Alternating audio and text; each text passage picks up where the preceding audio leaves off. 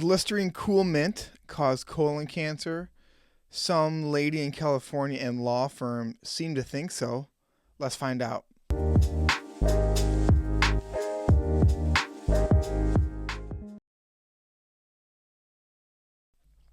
right, guys, welcome back to the Dr. Vincent Buscemi Podcast. It's about 5:55 a.m. on a Saturday. I'm going to try to record this before my kids get up and run wild. Welcome back.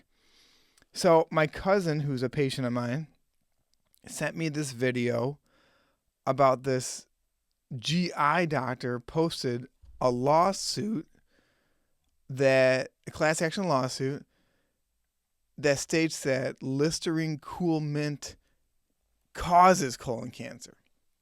And I want to run through that today and see if that's true. The first thing I want to say, if anyone says something causes something, the first thing you want to think is this a confusion between cause and correlation?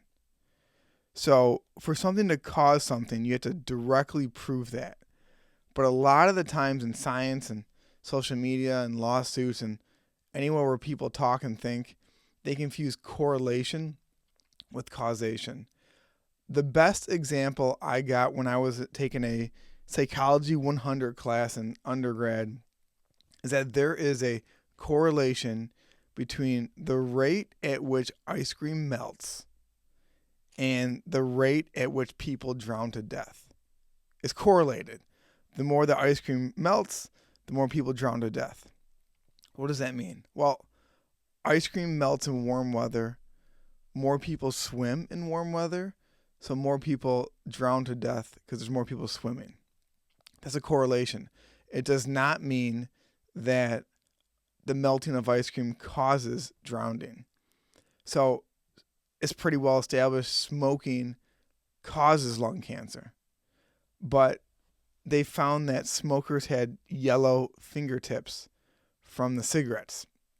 And there's a high correlation between yellow on your fingertips and lung cancer. But the yellow fingertips did not cause the lung cancer. The smoking did. So whenever you hear something on TikTok or Instagram that says this causes this, the first thing I want you to think is it a cause or is it a correlation? So here's a lawsuit. I've been in a lawsuit and it's not fun. I've had to sue someone. And if you've never been in a lawsuit, maybe you don't know this, but the opposing attorney always says mean things about the other person on the other side of the lawsuit. And I remember the other attorney saying mean things about me, and 6 years later still hurts my feelings. Okay, so this is a class action lawsuit. The plaintiff, Paige Vesser, and Paige Vesser says that she was injured because of using Listerine Cool Mint antiseptic mouthwash. Now, what's funny about this is that it doesn't say how she was injured. It just says she was injured and she feels that she was duped by the company because she paid a premium for this mouthwash. And I don't know what mouthwash costs in California, but I'm curious what kind of premium she paid and how much money she wants. Okay, here's her whole claim.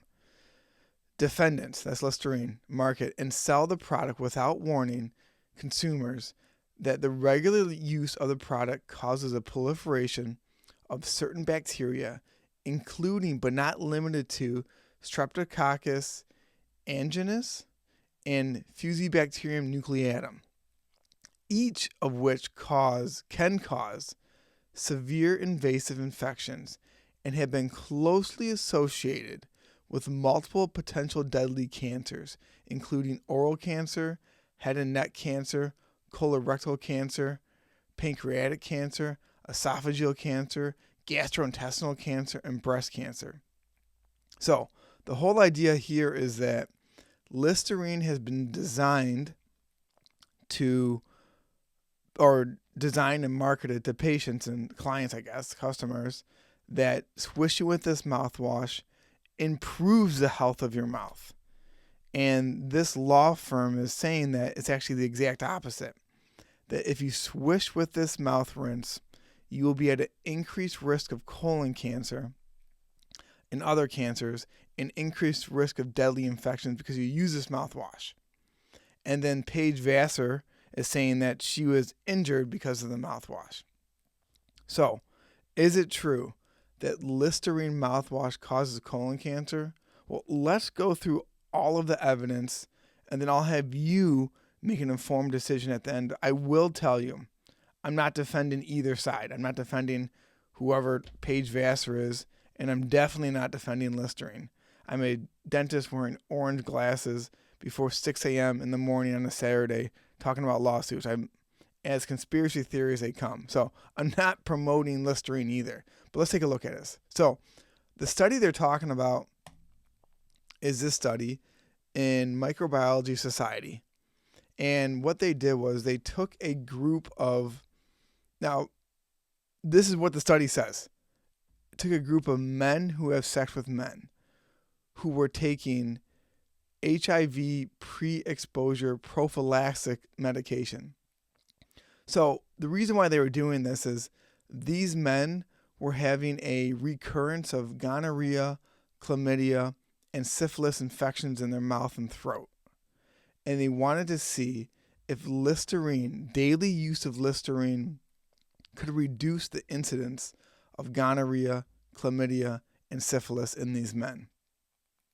So they took a baseline and then had them swished with Listerine for 3 months. And after the 3 months, if you look at the conclusion, Listerine use was associated with an increased abundance of a common oral opportunistic bacteria previously reported to be enriched in periodontal disease and then all these cancers. So these findings suggest that the regular use of Listerine mouthwash should be carefully considered. So in this study with these men, they found that, yes, after 3 months, they did have an increase of the Fusobacterium nucleatum in their mouth, which is correlated with increase in oral cancers. Colorectal cancers. So they found that. But a few questions I think we should ask is this group of people the best people to test for this? Yes, when they first started the mouth rinses, they took a baseline and they did not have increased risk of fusiform bacteria. And after 3 months, yes, they did have more fusiform nucleatum bacteria. However, there are studies that show that if you're taking the pre-exposure HIV prophylactic medication, there is changes in your gut microbiome. So it's probably easy to believe that there's also changes in your oral microbiome. I'm not saying that this is what caused it, but if you have this medication already in your system, a good question to ask is, are you at an increased risk of the bacteria in your mouth changing from Listerine if you're on HIV preventive medication? Another good question to ask is, if you have a chronic infection of gonorrhea, chlamydia, or syphilis in your mouth and throat already, are you again at an increased risk of Listerine changing the oral bacteria? So I don't know. And then we had to move to this next study where it talks about where do they get this idea that fusiform bacteria nucleatum causes colon cancer, or at least the lawsuit says closely correlated. This one is interesting. This article from the National Cancer Institute kind of unravels the argument against Paige Vassar and actually supports Listerine. So if I can break this down real quick for you, there is a bacteria called fusiform nucleatum, which is linked to periodontal disease and oral mouth diseases. And they found that there's a subsection or a subdivision of fusiform nucleatum called, right here, fusiform nucleatum animalis. And then there's another subsection of fusiform nucleatum animalis called fusiform nucleatum animalis 2. So it's like 2 levels down. It's partitioned 2 more down. And they found that this fusiform nucleatum 2, animalis 2, in mice, right here, had a slightly increase, right here. Okay. The work showed that FNA2, that's the fusiform bacteria nucleatum 2, could slightly increase the formation of adenemas in the colon. It also produced changes in energy availability for cancer cells in the intestines and could create an environment favorable to tumor formation. So if you go back to the lawsuit, they say that the one bacteria is closely related to all these cancers. But if you go to the actual research from the Cancer Institute, they say that it's not just fusiform bacterium nucleatum, it's 2 subsections down, which is fusiform bacteria nucleatum animalis 2, could potentially cause tumor formation in mice. But then the study goes and says right here that to date, no mouse model has been able to closely mimic bacterial behavior in the human colon. For example, some of the human proteins that the bacteria binds to or uses to grow aren't found in mice. So basically, if a certain bacteria causes cancer in mice, the human microbiome and oral microbiome is so different than the mouse that it's not a close enough model to say if this thing happens in the mouse, it also happens in humans. So that's a stretch. So that's kind of like the smoking gun that the lawsuit says, and this lawyer should be a fiction writer because he's writing fiction in this lawsuit. The lawyer says that this bacteria is closely related to colon cancer. And if you dive down into the research, the next one was that they found that men that switched with Listerine 3 months later had more of the fusiform bacteria. Okay, that's true. But then if you dive further into the research, you find that it's not just fusiform bacteria nucleatum, it's 2 partition levels down called fusiform bacterium nucleatum animalis 2. And when that bacteria is isolated in mice, there's a slight increase of cancer formation, slight increase. But then it says you can't compare the mouse model to a human model because the bacteria reacts differently with the microbiome in the human. So you can't even correlate it. And then if you go further here, it says if you go back to humans, the researchers also measured this fusiform bacteria in stool samples from people with colorectal cancer and people without the disease. Whereas 30% of the people with colorectal cancer had this bacteria in their stool. But less than 5% of people with a healthy group also had this bacteria. So you can't say that fusiform bacteria nucleatum causes colon cancer, because if it causes colon cancer, then the people who have it in their colon should have colon cancer. But there's 5% of people that have this bacteria in their colon that don't have cancer. Like a bullet through your brain causes a hole in your brain. So you can't find people that have a bullet shot through their brain that don't have a hole in their brain. So you can't say that this bacteria causes colon cancer. So that lawsuit's a stretch. It's a really big stretch. And if you dive further into the research of oral bacteria and microbiome, right here it says the microbiome research is currently in a very nascent stage, I mean early. Lots of research is being done and data are added continuously. However, and here's the sad part, the results obtained from various studies are not consistent. And this is in oral microbiome unveiling the fundamentals. So, although I'm very, very interested in the oral microbiome and its effect on oral health, I think that's going to be a huge benefit to patients in the future the more we find out about it.